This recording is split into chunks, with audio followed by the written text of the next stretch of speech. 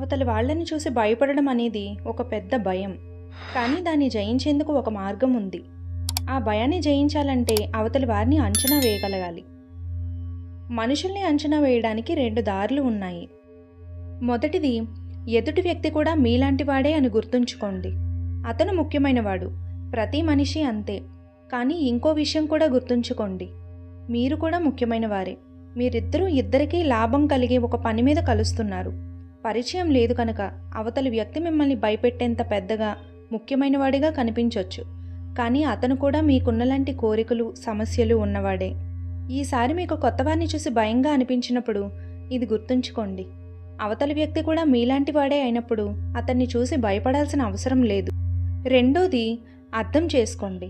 మీరు చేసిన పనిలో తప్పులు ఎంచేట్లు, తక్కువ చేసి మాట్లాడుతున్నట్టు కనిపించేవాళ్ళు తరచూ ఎదురవుతూనే ఉంటారు.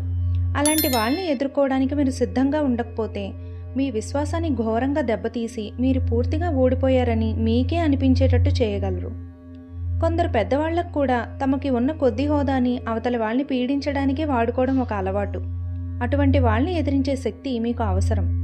కొంతమంది బేసిక్గా మంచివారే అయినప్పటికీ కొన్ని సందర్భాల్లో సరిగ్గా నడుచుకోలేకపోవచ్చు.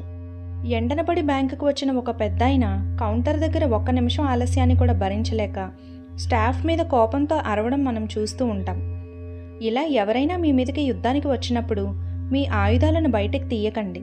ఇలాంటి పరిస్థితుల్లో గెలుపు మీ పక్షాన ఉండాలంటే ఆ క్షణానికి ఆయన కోపం తీరే వరకు ఆయన మాటలు విని తర్వాత సింపుల్గా మర్చిపోతే సరిపోతుంది. మర్చిపోవడం చెప్పినంత ఈజీ కాకపోవచ్చు, కానీ ప్రతిదానికి గొడవపడ్డం వల్ల కలిగే ప్రయోజనం ఏమిటి?